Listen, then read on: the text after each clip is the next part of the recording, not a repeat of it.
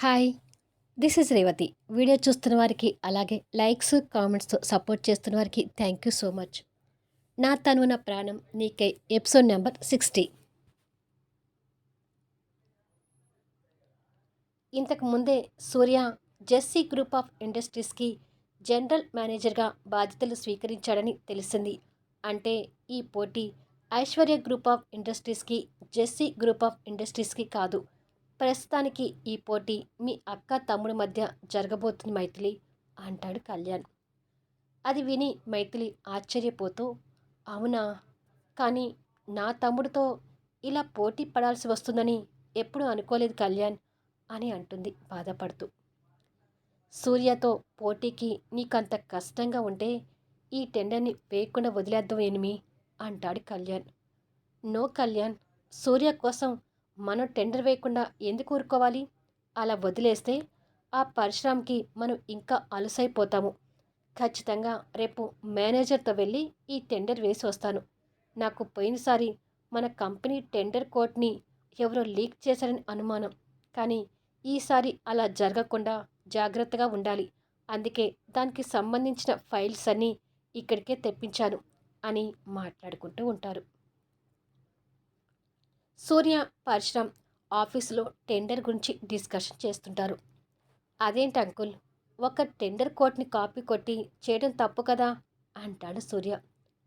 తప్పు ఒప్పులని చూసుకుంటే కంపెనీలు నడవు సూర్య. నువ్వు ఈరోజే ఆఫీస్ బాధ్యతలు తీసుకున్నావు కాబట్టి ఇవన్నీ నీకు కొత్తగా ఉంటాయి. నీతి నిజాయితీ అని కూర్చుంటే మనకి చిప్ప తప్ప ఏదీ మిగలదు అంటాడు పరశురామ్. లేదంకుల్, నేను వీటికి పూర్తి విరోధిని. ఆఫీసులో బాధ్యతలు ఇచ్చారు కాబట్టి నా ప్రయత్నం నన్ను చేయనివ్వండి ప్లీజ్. ఇలాంటివి నన్ను ఎంకరేజ్ చేయమని చెప్పకండి అంటాడు సూర్య. సూర్య అలా మాట్లాడుతుంటే పరశురామ్ కాస్త నిరాశపడుతూ, సూర్యకి ఇలాంటివి నిదానంగా చెప్పాలి. ఇప్పుడే చెప్తే సూర్య దృష్టిలో నేను దుర్మార్గుని కావచ్చు అని అనుకొని, ఓకే సూర్య, నీ ఇష్టం. ఆఫీసులో అంతా నీ ఇష్ట ప్రకారమే జరుగుతుంది. All the best. కాకపోతే నేను నా ఆరోగ్యరీత్యా ఎక్కువగా ఆఫీస్కి రాను. నువ్వే అన్నీ చూసుకోవాలి. ప్రజెంట్ మన కంపెనీ ప్రాజెక్ట్ వ్యవహారాలన్నీ క్రాంతిని డీల్ చేస్తుంది. క్రాంతిని పిలిచి ఆ ప్రాజెక్ట్ వ్యవహారాలను తెలుసుకో అని చెప్పి కుర్చీలో నుంచి లేచి, నేను ఇంటికి వెళ్తున్నాను, మళ్ళీ సాయంత్రం కలుద్దాము అని అంటాడు. ఓకే అంకుల్ అని చెప్తాడు సూర్య. పరశురామ్ వెళ్ళిపోగానే సిస్టంలో సీసీ ఫుటేజ్ నుంచి క్రాంతిని చూస్తాడు. జరిగిన పరిణామానికి క్రాంతి ఒక రకమైన షాక్లో ఉండిపోయి వర్క్ మీద కాన్సన్ట్రేషన్ చేయలేక మౌనంగా కూర్చొని ఉంటుంది. సూర్య తనని అలా చూసి పొగరుగా నవ్వుకొని ల్యాండ్ ఫోన్ నుంచి రిసెప్షన్కి కాల్ చేసి క్రాంతిని లోపలికి రమ్మని చెప్పండి అని అంటాడు. ఓకే సార్ అని అట్నుంచి ఆన్సర్ వినగానే ఫోన్ పెట్టేస్తాడు. రిసెప్షనిస్ట్ క్రాంతి దగ్గరికి వచ్చి క్రాంతి మేడం అని పిలుస్తుంది. కానీ క్రాంతి ఆ పిలుపు కూడా వినిపించుకోలేనంతగా మనోవేదనతో నిండిపోతుంది. క్రాంతి మేడం మిమ్మల్నే అంటూ రిసెప్షనిస్ట్ తన భుజం మీద చేయి వేసి తడుముతుంది. దాంతో క్రాంతి ఈ లోకంలోకి వచ్చి ఏంటి అని అడుగుతుంది. సూర్య సిస్టంలో అదంతా చూస్తూనే ఉంటాడు. సూర్య సార్ మిమ్మల్ని రమ్మంటున్నారు అని చెప్తుంది. అది వినగానే క్రాంతి హృదయం ఇంకా బరువెక్కుతూ సరే అని చెప్పి క్యాబిన్ వైపు వెళ్తుంటుంది. తను రావడం గమనించి సూర్య సిస్టంలో సీసీ ఫుటేజ్ విండోస్ని క్లోజ్ చేస్తాడు. క్రాంతి క్యాబిన్లోకి వచ్చి ఆ చైర్లో సూర్యని కొత్తగా చూస్తూ రమ్మన్నారంట అని అడుగుతుంది. సూర్య తనని పొగరుగా చూస్తూనే చైర్లో నుంచి లేచి తనకు ఎదురుగా వచ్చి టేబుల్కి ఆనుకొని నిలబడి, నన్ను ఇలా చూస్తావని ఎక్స్పెక్ట్ చేయలేదు కదా అని అడుగుతాడు. అవును అన్నట్టుగా క్రాంతి తల ఊపుతుంది. ఇప్పుడు నన్ను చూసి ఏమనుకుంటున్నావు అని అడుగుతాడు. నాకు కొన్ని విషయాలు నీ నోటితో విని క్లారిఫై చేసుకోవాలనుంది. పరశురామ్ సార్ చెప్పింది నిజమేనా? వాళ్ళ అమ్మాయి జెస్సీని నిజంగానే ప్రేమిస్తున్నావా అని దీనంగా అడుగుతుంది. అవును, ప్రేమిస్తున్నాను. తనంటే నాకు చాలా ఇష్టం. త్వరలో తనని పెళ్ళి కూడా చేసుకోబోతున్నాను. నీకేమైనా అభ్యంతరమా అని అడుగుతాడు. ఈవిల్ స్మైల్ ఇస్తూ. సూర్య నోటితో అలా వినేసరికి క్రాంతి హృదయం ఇంకా ముక్కలవుతుంటుంది. ఇప్పటికి కూడా నువ్వు నన్ను ప్రేమిస్తున్నావా అని అడుగుతాడు హేళనగా. క్రాంతి వస్తున్న కన్నీళ్లను కంట్రోల్ చేసుకుంటూ, నేను ఈ జాబ్ వదిలేసి నీ కళ్ళకు కనిపించకుండా దూరంగా వెళ్ళిపోతాను సూర్య అని అంటుంది. నువ్వు రాసిన జాబ్ రిక్రూట్మెంట్ కాంట్రాక్ట్ ముగియకుండా నిన్ను ఎలా పంపిస్తాననుకుంటున్నావు అని అడుగుతాడు. నేనిక్కడ జాబ్ చేయలేను అని అంటుంది క్రాంతి.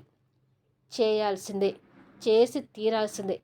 కంపెనీ రూల్స్ ప్రకారం నువ్వు బయటికి వెళ్ళడానికి వీల్లేదు అని ఆర్డర్ వేస్తాడు. అది కాదు సూర్య అని చెప్పబోతుంటే, నేను ఇంకా మీ పెట్రోల్ బంకులో గుమ్మస్తాగా చేసే సూర్యలా కనిపిస్తున్నానా? నన్ను పేరు పెట్టి పిలుస్తున్నావు అని అడుగుతాడు. సూర్య మాటలకి ఇంకా ఆశ్చర్యంగా చూస్తుంటుంది. కాల్ మీ సార్, నేను నీ బాస్ అనే విషయాన్ని గుర్తుపెట్టుకో అంటాడు కోపంగా. ఓకే సార్ అంటుంది క్రాంతి బాధని దిగమింగుకుంటూ. రేపు టెండర్కి సబ్మిట్ చేయబోయే ఫైల్ తీసుకొచ్చి నా ముందు పెట్టు అని ఆర్డర్ వేస్తాడు. అది ఇంకా కంప్లీట్ అవ్వలేదు సార్ అని అంటుంది. రేపే కదా సబ్మిట్ చేసేది, ఇంకా కంప్లీట్ చేయకుండా ఏం చేస్తున్నావు అని అడుగుతాడు సీరియస్గా చూస్తూ.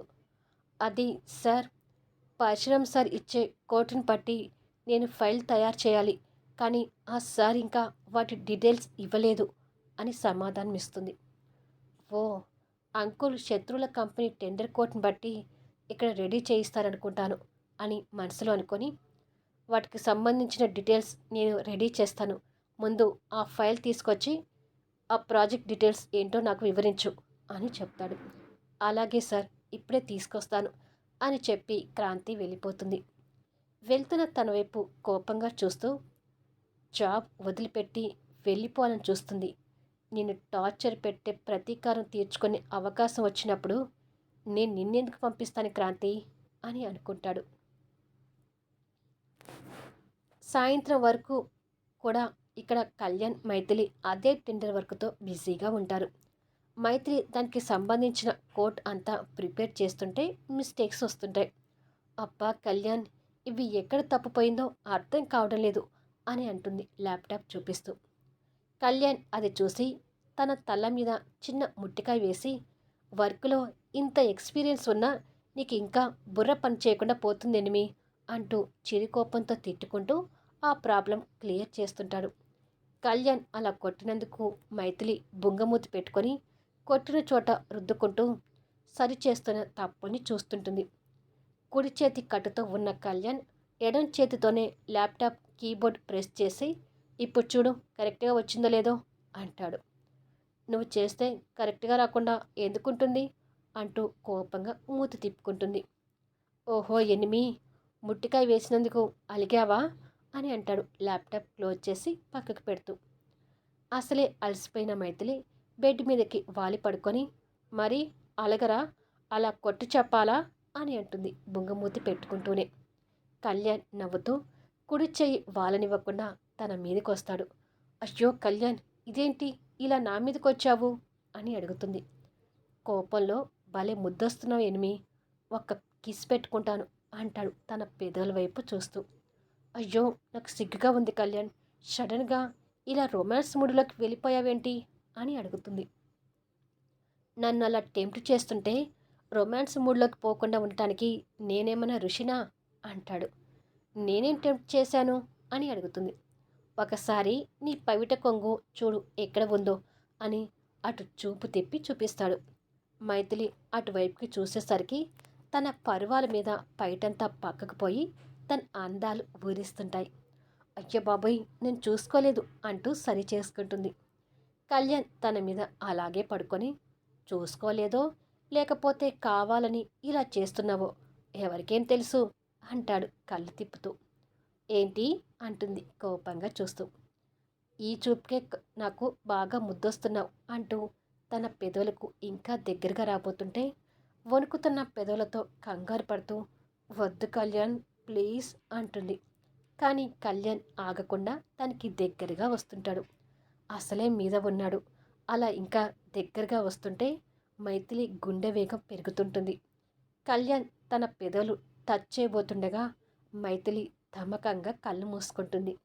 అదురుతున్న తన పెదవులు చూసి నవ్వుకుంటూ తన పెదవుల మీద పెట్టవలసిన ముద్దుని ప్రేమగా తన నుదుటి మీద పెడుతుంటాడు.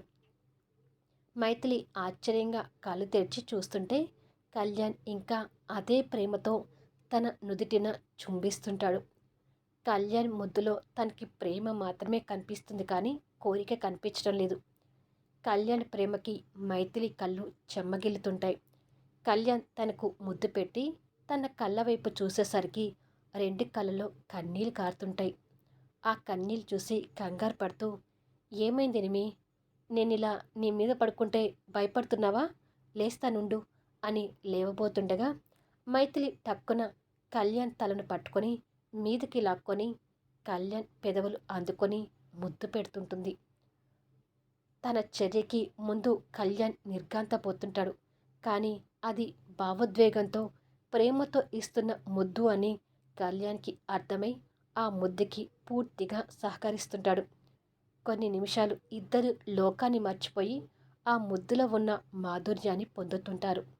ఇలా కొద్దిసేపటికి తన ఊపిరి భారం అవుతుందని కళ్యాణ్కి అర్థమై నిదానంగా తన పెదవులు వదిలి, ఏంటినిమి ఇంత సర్ప్రైజ్ ఇచ్చావు అని అడుగుతాడు. నువ్వు నా మీద చూపించే ప్రేమకి ఏదైనా ఇవ్వాలనిపించింది కళ్యాణ్, అందుకే ముద్దులో ఉన్న ఆనందం నీకు ఇస్తూనే నేను కూడా అందుకున్నాను అని అంటుంది కన్నీళ్ళు పెట్టుకుంటూ. కళ్యాణ్ నవ్వుతూ ఎడమ చేతితో కన్నీళ్ళు తుడిచి, నన్ను ఇలా ముద్దులకు అలవాటు చేస్తే ఎలా బంగారం, నేను పాత కళ్యాణ్లాగా కంట్రోల్ తప్పితే ఏం చేస్తావు అని అడుగుతాడు. ఆహా, ఏది ఒకసారి కంట్రోల్ తప్పు చూద్దాం అని అంటుంది ధైర్యంగా. ఓసి రాక్షసి, ఇంతగా తెగించావేంటి అని అడుగుతాడు. మైథిలి నవ్వుతూ మాలలాగా కళ్యాణ్ మెడ చుట్టూ చేతులు వేసి, ఇప్పటికిప్పుడు నేను వివస్త్రంగా మారిపోయినా నువ్వు కంట్రోల్ తప్పవని నాకు తెలుసు మెంటలోడా అని అంటుంది. అబ్బా, నా మీద నీకు అంత నమ్మకం వచ్చిందా అని అడుగుతాడు. నమ్మకం ఉంది కాబట్టే నీ మీద నా మీద నిన్ను ఇలా పడుకొనిచ్చాను, లేదంటే ఆమడ దూరలు ఉండేవాడివి అని అంటుంది. కళ్యాణ్ నవ్వుతూ, ఆ నమ్మకం ఎప్పుడు ఉంచు బంగారం అని చెప్పి తన నుదిటిన మరొకసారి ప్రేమగా ముద్దు పెట్టి నిదానంగా తన మీద నుండి లేస్తాడు. మైథిలి కూడా లేచి కూర్చొని, చెర్రీ వచ్చే టైం అవుతుంది కళ్యాణ్, ఇక నేను కిందికి వెళ్ళి వాడికి ఏమైనా తినడానికి స్నాక్స్ రెడీ చేస్తాను అని అంటుంది బెడ్ మీద నుంచి లేస్తూ. సర్వెంట్కి చెప్తే చేస్తుంది కదా అని అంటాడు. నా చేతితో నా కొడుక్కి చేసి పెట్టనివి కళ్యాణ్ అని చెప్పి కొంటెగా కళ్యాణ్ బుగ్గన ముద్దు పెట్టి నవ్వుతూ వెళ్ళిపోతుంది. కళ్యాణ్ నవ్వుతూ బుగ్గ తడుముకొని, నా ఎనిమిలో కూడా రొమాన్స్ డోస్ ఎక్కువైపోతుంది అని అనుకొని అక్కడ ఉన్న ఆఫీస్ ఫైల్స్ సర్దుతూ, అక్క గెలుస్తుందో తమ్ముడు గెలుస్తాడో రేపు చూడాలి అని అనుకుంటాడు. ఇక్కడ క్రాంతి సూర్య టేబుల్కి ఎదురుగా నిలబడి ఉంటే సూర్య చైర్లో కూర్చొని ఫైల్స్ చూస్తుంటాడు. క్రాంతికి ఇంకా జరుగుతుంది మింగుడు పడినట్టుగా మనసులో కుమిలిపోతూ ఉంటుంది. కానీ వర్క్ విషయంలో కాన్సన్ట్రేషన్ తప్పదు అన్నట్టుగా ఉదయం నుండి ఫైల్స్ కంప్లీట్ చేసి సూర్య దగ్గరికి వస్తుంది. సూర్య ఆ ఫైల్స్ చూస్తూ, నాకు ఫైల్ ఇవ్వగానే సరిపోతుందా, దీన్ని ఎవరు ఎక్స్ప్లెయిన్ చేస్తారు అని అంటాడు కోపంగా. ఎక్స్ప్లెయిన్ చేస్తాను సార్ అని చెప్పి ఫైల్స్లో ఉన్న డీటెయిల్స్ని ఎక్స్ప్లెయిన్ చేస్తుంటుంది.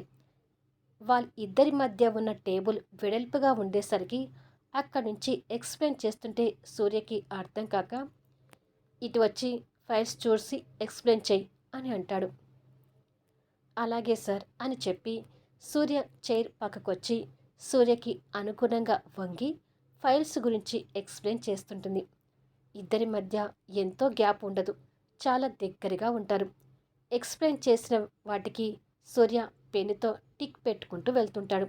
అలా పెన్నుతో రాస్తూ ఉండగా పెన్ను జారి కింద పడుతుంది. కింద పడిన పెన్ను తీద్దామని ఇద్దరు ఒకేసారి వంగేసరికి ఇద్దరి తలలు ఢీకొంటాయి. అబ్బా అంటూ ఇద్దరు తల రుద్దుకుంటూ తెలియకుండానే ఇద్దరు ఒకరి కళ్ళలోకి ఒకరు చూస్తుండిపోతుంటారు.